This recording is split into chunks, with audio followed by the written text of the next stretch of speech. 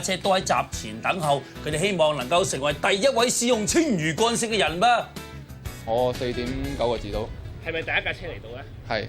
咁點解會咁有興趣諗住白空通車嘅？覺得都幾有意義咯呢樣嘢。中意呢條橋咯，就想行下想第一個行咯，個心願係咁咯。青嶼幹線係連接住青衣、馬灣同埋大嶼山，跨越2個海峽，直達大嶼山北部嘅東涌。沿途3線行車，平均車速係80公里。收費方面，私家車收30蚊。而今日由於係首次通行，所以管理公司咧亦都增派咗人手嚟到維持秩序噃。我哋都預料到，即係話會有好多駕駛人士，即係希望會係第一部車啊呢一類咁樣嘅就變咗我哋咧就係響嗰個每度嘅大入口嗰度嚟講咧，就係已經有我哋嘅巡邏車部署響度，就協助交通警察嗰邊嚟講咧，就係帶啲車入。使用青嶼幹線有一點係同普通隧道唔同，因為車輛只會喺出九龍嘅時候先至會停車俾錢，而運輸署希望所有嘅使用者遵守道路法。駕駛人士咧應該注意咧，喺北大嶼山公路青嶼幹線咧個車速就係每小時100公里嘅，就我呼籲啲駕駛人士咧就切勿超速。咁另外要注意咧，就喺東涌暫時咧就係冇呢個油站嘅，咁駕駛人士咧就需要喺葵涌高架道路同埋呢個青衣西路咧，就要睇下佢哋嘅油缸有冇足夠嘅油咧，可以行到40至50公里嘅行程啊！喺接近8點鐘嘅時候，大批嘅記者已經雲集喺收費站嘅旁邊。究竟邊一架車會一馬當先呢？好啦，踏正8點鐘，一部電單車咧，哇，超越咗其餘2架頭先喺西閘等咗成幾個鐘頭嘅私家車噃，真係遲嚟先上岸啦！之後咧，亦都有唔少嘅車輛紛紛湧至，一齊試下呢一條新路啦。喺青衣入嚟啫嘛。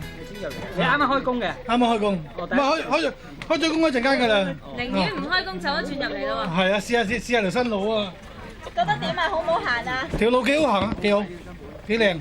我喺荃灣出嚟，荃灣出嚟嘅，特登行呢條路，特登行呢條路。行咗幾耐啊？今日行咗幾耐呢度？行咗幾個字啫嘛。幾個字啫嘛，收費幾個字？幾個字來回得啦已經。個收費咧30蚊咧，你覺得貴唔貴咧？合理啦。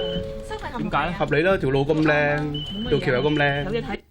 離開咗繳費廣場就係青嶼幹線嘅大嶼山段，呢段公路大部分係直路，限制車速咧就可以去到100公里，所以使用者你要打醒12分精神。由繳費廣場去到東涌碼頭大概要15分鐘。喺碼頭我哋見到有幾位一朝早咧已經由九龍新界搭的士入嚟遊覽嘅市民啦。喺油麻地啊！喺油麻地嗰邊。油麻地係喺榕樹頭嗰度。喺榕樹頭嗰邊。搭咗幾多錢的士？搭咗200幾蚊啊！喺葵涌啊。喺葵涌搭咗幾多錢咧？180幾蚊。除咗搭的士入嚟之外，市民亦都可以選擇搭巴士嘅，因為今日其中一條線連接住九龍同埋東涌嘅巴士線通航噃，而巴士開出嘅時間就係喺晏晝嘅12點半鐘。九龍大角咀巴士總站今朝一早已經有近1000名嘅市民排隊等巴士入東涌，場面墟冚，有人拖男帶女，有啲咧就算單人匹馬都話要嚟趁下熱鬧咁講喎。你今日幾多點鐘嚟呢度排隊㗎？8點。9點幾鐘嚟啦。點解即係今日會揀呢一日即係嚟嘅？我哋係加拿大嚟嘅。啱啱專登喺加拿大翻嚟。唔係啱啱線佢啱啱線啱得通啊，咪我哋咪嚟睇下。我睇下咯。點解帶埋個小朋友嚟嘅？係啊，帶埋去睇下啊嘛。第一日通車啊嘛。因為青馬大橋係一個歷史創舉啊嘛。好啦，事不宜遲啦，車隊向住東涌市中心進發啦。今日開始啟用嘅巴士路線分為2條，一條就由大角咀巴士總站開出，全程收費14蚊；另一條就由荃灣碼頭開出，全程收費10蚊。好啦，巴士進入青馬大橋啦，大家都非常雀躍，仲細心留意住橋外一望無際嘅風景啊！花咗1個鐘頭010分鐘，終於都到達咗目的地東涌啦噃！哇，非常之好清楚，係好靚。不過天氣咧就陰啲今日，如果係天氣晴朗咧就仲更加靚啊！係非常之高興啊！又好方便啊！呢條路即係好睇到風景又好靚啦，即係好似外國嗰啲街道咁樣啦，好靚啊！冇得行啊！咁嚟到呢度咁，但係譬如好似而家呢度就咁眼見咧，即係有好多都係發展當中啦，冇乜地方好行嘅啫喎。係啊，冇喎。咁跟住會唔會就好快咁就搭翻車走啊？睇下有冇嘢食啦。我都好肚餓。係啊，係啊，係啊，係啊，係啊。由於東涌呢個地方仲係發展當中，工程仲未完成，暫時未有任何嘅設施同埋食肆俾大家享用，所以大家最好食飽飯先至搭車入嚟係最好啦。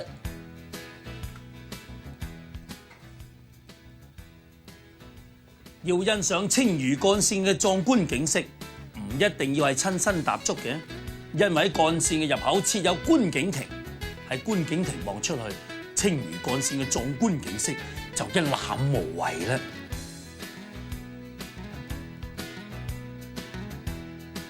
哇！真係好值得香清理現場等工作㗎。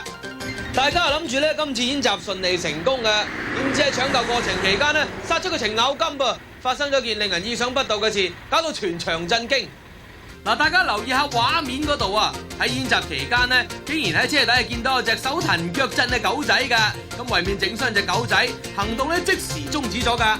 其後咧就決定用呢一個水弓將隻狗仔咧慢慢射走㗎，最後咧先至可以演習成功。而喺翻車期間呢，有段路面亦都已經被壓壞咗啦，需要事後補翻嘅。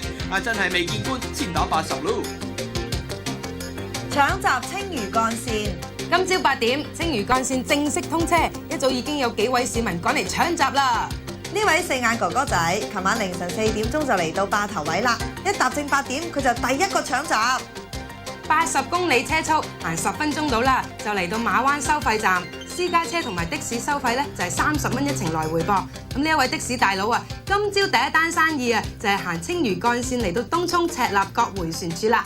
個客喺呢個西貢入嚟嘅。哇！西貢入嚟嘅。係啊。咁西貢入到嚟呢一度跳標幾多錢啊？揸157個7啊。但係你沿途入嚟嗰陣時，覺唔覺得啲風景好靚，同埋條路係點咧？條路就好靚，但係咧風景你又唔可以睇嘅，因為點解呢條路咧即係太直啊？咁你如果分陣咧，可能個危險性好大啊！呢度係基本上係唔可以話睇風景呢回事咯。咁呢條新幹線好唔好行，爽唔爽咁啊？嗰啲指示牌應該係多啲咯，覺得即係個指示牌比較少啊，都叫幾好啦。呢度啲資訊啲 call 台都收到啲好蒙，但係咧就如果喺呢度嗌救命真係唔掂啊，因為接兜好差。如果大家想揸架車嚟青嶼幹線兜下風、遊下車河、睇下宏偉壯觀嘅青馬大橋嘅話，可以行青衣西路、青衣貨櫃碼頭或者行佐敦道3號幹線都得。除咗自己揸車之外咧，大家仲可以搭巴士咧漫遊呢個青馬大橋㗎。咁由荃灣咧開出嘅東涌第一班巴士咧，好快就開出啦。雖然呢一班巴士咧就要12點半至開，不過一早咋巴士站已經排晒長龍啦。咁啊，事關大家都話要響首日通車咧入去兜個轉，先睹為快咁話啊。咁想問下你啦，嗱，你排頭位啊，你幾點鐘嚟排隊啊？8點半。點解咁早嚟啊？咁早嚟做咩啊？梗要搭到啊嘛。搭到，驚搭唔到。係啊。由荃灣經青嶼幹線去東涌市中心，坐巴士大約50分鐘到，所以唔少嘅乘客都早有準備，帶定午餐上車食。咁你食咗晏晝飯未啊？未。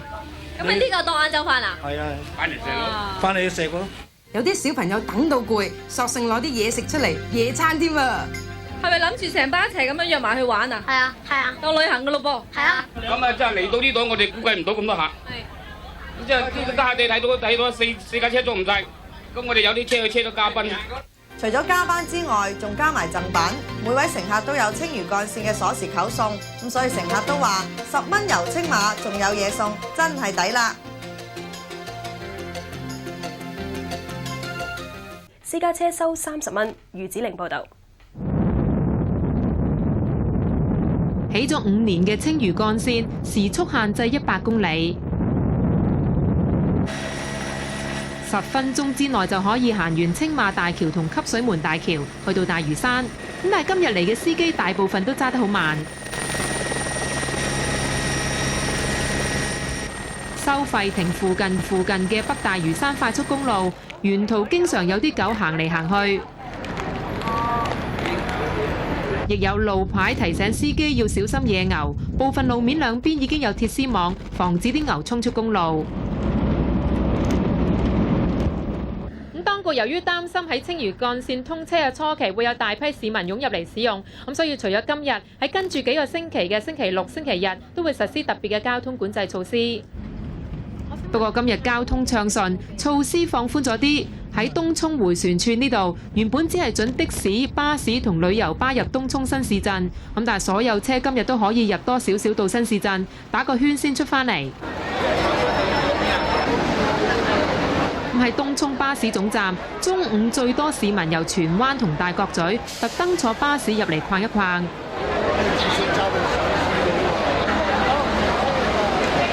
第一次嚟到，高高興興睇下啊嘛！咁搭完一程個感覺點啊？好開心！大約50個大嶼山居民下晝分40架車到巴士站呢度抗議運輸署將唯一一條連接大嶼山南北兩面嘅東涌道列為全日禁區。運輸署官員接過信之後話，會考慮居民嘅意見。我哋都同呢個路政署咧，就係盡快研究擴闊東涌道㗎啦。運輸署估計，青嶼幹線通車初期，每日會有4000架次嘅車經過，而今日最繁忙嘅1個鐘頭就有200幾架車次，同估計嘅差唔多。無線電視記者余子玲報導。部分用過青嶼幹線嘅駕車人士就話，青嶼幹線嘅道路設計好有水準，行車暢順喎。唔係啊，不過有司機就擔心，好容易不知不覺間超速㗎。許有明報導。踏正8點，青嶼幹線一通車就有汽車高速開嚟收費亭。電單車司機知道入大嶼山方向唔使俾錢，冇停到車就咁拋離另外2架私家車。呢啲人咁心急嚟行條橋呢，人人都有唔同嘅理由㗎。上次東隧嗰陣時，第一個嗰人有禮物啊嘛，咁可能我諗住今日梗係好多人會唔會早啲嚟呢？咁樣。呢個後生仔今朝4點幾就由青衣嚟等過橋。我想試下做第一個行過條橋啊嘛。結果佢願望落空，因為第一架車係由大嶼山出市區㗎，而呢個司機就順便嚟行下。西貢出嚟就帶個仔去荃灣返學，咁跟住就未夠鐘返工，咪行呢度咯。至於呢一位載住一家大細嚟嘅司機咧，就讚不絕口。感受到啊，真係開心，好靚啊條橋，同埋條路都好靚。好靚，真係好靚。不過另一啲職業司機就話，條橋限速雖然100公里，但係都好容易超速。會㗎，佢因為佢太過直啊，太過闊啊，會令到啲一般司機會不知不覺會超速。無線電視記者許有明報導。葵涌假期唔少嘅市民都揸車前往青嶼幹線遊覽，令到青衣北橋同埋前往青嶼幹線嘅一帶路面都非常擠塞。由於車實在太多，警方需要喺青衣西路入口實施間歇性嘅封路措施。因為而家塞車，你行上去踩塞車嘅啫。可以睇到車龍由青衣北橋塞到去青馬大橋，加上有壞車需要拖走，令情況更加混亂。唔少嘅青衣居民對於青嶼幹線引致青衣大塞車都非常不滿。你哋 happy， 你去東涌，你哋塞車應該。我哋唔係翻東涌，我喺呢度住，我翻到嚟門口啊，我都要兜個大圈，我先能夠翻到屋企。調轉頭你做我，你嬲唔嬲啊？有議員就建議運輸署同警方應該重新評估青衣路面嘅負荷，規定前往東涌嘅私家車必須行3號幹線。而家依次嗰個教訓裏邊呢，希望重新要估計翻青衣嘅路面嗰個負荷量夠唔夠？喺而家嚟講肯定唔夠噶啦。亞洲電視記者鄺志山報導。咁今日坐巴士入大嶼山嘅人數係多過琴日㗎，巴士公司增加咗班次，但係排隊輪候嘅時間就同琴日差唔多，大約需要1個鐘頭。再由鄺志山報導。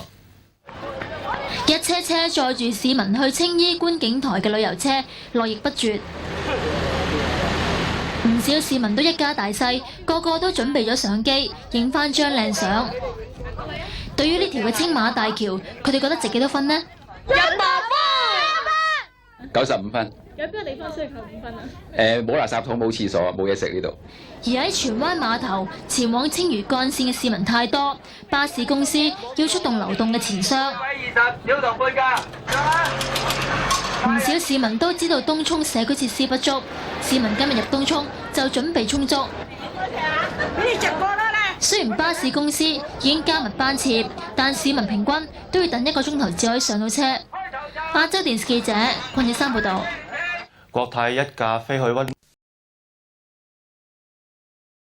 由於大量市民揸私家車經青衣入青嶼幹線同埋東涌，令到下晝青衣南北兩條嘅交通非常繁忙。警方喺4點幾就決定實施臨時嘅交通措施，除咗巴士之外，所有車都唔准由青衣西路轉入青嶼幹線。警方又呼籲市民唔好咁心急，湧晒去青嶼幹線度參觀。如果真係想去，都應該改用葵涌高架路。而啲車龍到6點鐘就差唔多散晒，警方亦都解封條路。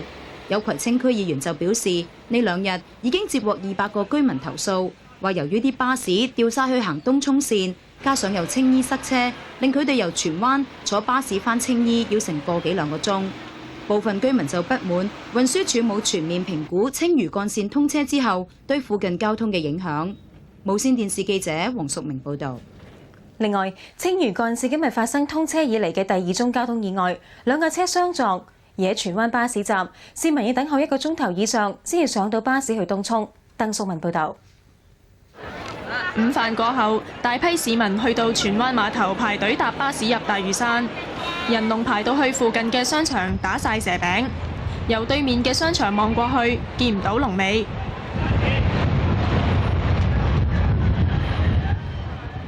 排到龍頭嘅市民已經排咗好耐，下底啊，1個鐘到啦。亦都有市民唔係咁滿意。安排滿唔滿意啊？覺得點安排？麻麻地啫，即係咧車班次都係唔係好唔夠。巴士公司職員不斷勸喻市民唔好只係坐上層。